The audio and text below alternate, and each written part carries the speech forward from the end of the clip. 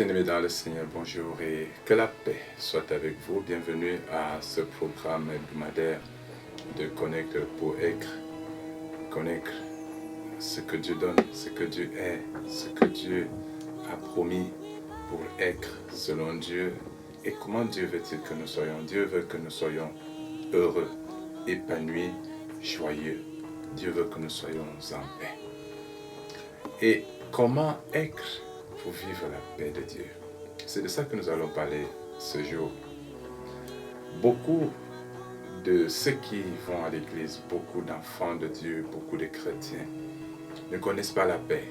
Il y en a qui prient beaucoup, il y en a qui jeûnent beaucoup, il y en a qui vont dans plusieurs lieux de prière pour être en paix. Et on pense qu'on aura la paix quand on aura résolu un certain nombre de problèmes. Eh bien, on sait bien que plus vous résolvez les problèmes, à chaque problème est résolu, de nouveaux soucis. Si vous construisez une maison, ça fait des soucis, il faut sécuriser. Si vous achetez ceci, ça fait des soucis. Bref, tout ce que nous pouvons obtenir de matériel ici-bas, tout ce qu'on peut obtenir de séculier, va toujours susciter un souci et donc une absence de paix. Ça va créer un problème. Et c'est quoi la paix de Dieu? Je vais commencer par là. Je l'ai souvent dit et je le redis ici. La paix de Dieu n'est pas l'absence des problèmes. La paix de Dieu, c'est cette shalom. C'est une sérénité profonde. C'est cette sérénité que Dieu met dans le cœur, dans l'âme de celui qui lui fait confiance. C'est ça la paix de Dieu. Si vous n'avez pas cette sérénité, prenez tout ce que vous voulez, gagnez tout ce que vous voulez, allez où vous voulez aller, vous ne serez jamais en paix, vous n'aurez pas de paix. C'est lorsque vous faites confiance en Dieu, c'est quand vous vous attachez au Seigneur, quand vous dites, je sais que Dieu est avec moi, je sais que Dieu me garde, je sais que Dieu me protège. À partir de ce moment, vous avez la paix. Je voudrais qu'on lise un peu quelques lignes de Romains 8, versets 37 à 39. Que dit l'apôtre? Mais dans toutes ces choses, nous sommes plus que vainqueurs par celui qui nous a aimés. Quand il parle des choses ici, ce sont les tribulations, les persécutions et les angoisses et tout ça.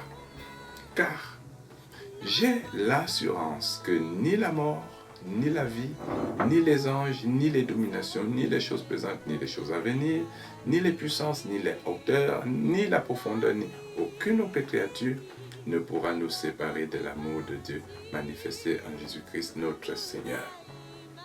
L'assurance. As-tu l'assurance de ce que Dieu t'aime? Et que parce que Dieu t'aime, Jésus-Christ t'a été donné. Et tu as été confié à Jésus-Christ par ce Dieu qui t'aime, afin qu'en Jésus-Christ, rien, c'est-à-dire rien, absolument rien, de visible ou de physique, d'en haut ou d'en bas, ne puisse te perturber, te priver ou compromettre la jouissance de cet amour de Dieu. Est-ce que tu as cette assurance? Parce que tu peux prier, ma fille, mon frère, ma soeur, mon fils. Tu peux prier, tu peux gêner, tu peux dormir avec l'évêque, tu peux dormir sous la soutane du pasteur ou de je ne sais pas qui. Tu peux dormir à l'hôtel, dans l'église. Si tu n'as pas cette assurance, ça ne sert à rien. Ça ne sert à rien. Tu ne seras jamais en paix. Tu seras toujours troublé. Ouais, les gens qui prient beaucoup, mais qui ne dorment pas bien. Avant de dormir, ils sont obligés de faire beaucoup d'acrobaties. On largue le sel, on largue l'eau, on fait des incantations, on brûle l'encens, on lit la Bible, on récite le psaume 24, 23, je ne sais pas combien de fois, on récite, on fait le chapelet, je ne sais pas combien de fois. Tellement d'acrobatie, il faut entrer dans les chambres de plus de certains pour voir. Tu n'as besoin que d'une chose, ta foi en Jésus. La foi. Et ici, j'aime le terme que Paul utilise, l'assurance. J'ai l'assurance. L'assurance. Vous savez, quand vous avez l'assurance, vous pouvez casser, vous savez que l'assurance va régler. J'ai l'assurance. L'assurance spirituelle. C'est ça qu'il te faut, enfant de Dieu. Il faut l'assurance spirituelle. L'assurance. Et l'assurance céleste, c'est l'assurance spirituelle. Je veux dire, c'est cette assurance céleste. Cette assurance que Dieu te donne. Et quand tu as cette assurance, tu as le ciel avec toi. Tu as une couverture céleste. Tu as une couverture divine. Les cieux sont avec toi. Les anges sont avec toi. Et parce que les anges sont avec toi, les anges du Seigneur, aucun ange ne pourra s'élever. Aucune autorité, aucune domination, aucune puissance, qu'elle soit d'en haut de la surface ou des profondeurs, aucune. Parce que Dieu veille. Ça veut dire que même la mort ne fait plus peur.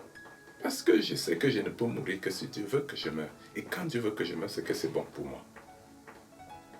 Je marche dans la lumière. J'avance dans la paix, dans la sécurité. Cette assurance vient de ce que je suis attaché à Dieu, de ce que je suis accroché à ses préceptes. Et comme dit Ésaïe,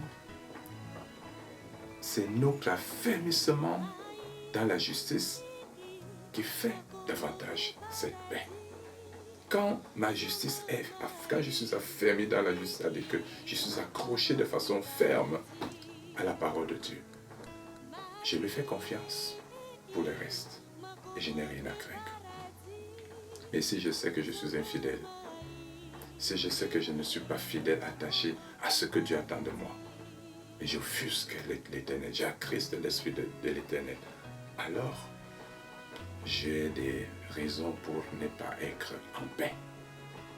Mais quand je sais que je suis accroché au Seigneur et que je lui fais confiance, je peux dire, je sais à qui je crois, je sais qui je sais à qui je fais confiance, à qui j'ai confié ma vie, parce qu'il est bon, parce qu'il est bienveillant. L'amour qu'il m'a manifesté en Jésus-Christ est suffisant, absolument suffisant pour me rassurer et pour me garantir la sécurité, le bonheur, la joie. Y a-t-il des choses qui me manquent? Y a-t-il des besoins qui me sont vitaux? Je sais que Dieu sait toutes ces choses. Et quand il jugera bon de m'en donner, il va m'en procurer. Est-ce que je vais monter? Est-ce que j'ai envie de briller, de prospérer, de percer? Je vais percer. Je me donne, je me déploie. Si je suis limité, je crois que c'est Dieu qui ne veut pas encore. Parce que c'est Dieu qui fait percer, qui fait monter, qui fait ancrer, qui fait briller. Je prie que le Seigneur te donne la paix. Je prie que tu aies la paix. Et si tu veux la paix, fais confiance au Seigneur. Ce n'est pas le pasteur. Moi, je ne peux pas te procurer la paix, mais c'est ce que je te communique de la part de Dieu qui va te donner la paix, qui va procurer la paix à ton cœur. Ce n'est pas ce que j'appelle souvent l'agitation religieuse, le fait d'être gros présent à l'église qui te donne la paix. Non, c'est pas ça. C'est ta relation, la confiance au Seigneur qui va te procurer la paix. Que ton âme soit apaisée. Que le stress, l'angoisse, la peur soient chassés de ton âme. Que l'inquiétude soit extirpée de ton cœur. Je prie que le Saint-Esprit dissipe les angoisses, les frayeurs, les angoisses de ton cœur, de ton âme. Et que tu crois en la parole du Seigneur. Que tu crois en la puissance du Seigneur. Que tu crois en la personne du Seigneur Jésus-Christ. En la toute-puissance de son esprit. En l'amour du Père. Et que de ce fait, du fait de cette foi, de cette assurance, que tu te mettes au-dessus de tout ce que tu peux entendre, de tout ce que tu peux voir. Parce que la foi ne dépend pas de ce que l'on entend, de ce que l'on ressent, de ce que les gens disent, mais ce que Dieu dit, ce que Dieu fait, ce qu'il a promis. Que la paix de Dieu soit en toi, avec ta famille, avec tes activités, et qu'elle te préserve de tout mal, qu'elle te garde, bénie, fortifiée dans le nom de Jésus-Christ, qu'elle te mette au-dessus des ruses, au-dessus de toutes les intelligences, que tu les braves par ton assurance, par ta sérénité, et que Dieu soit glorifié. Shalom.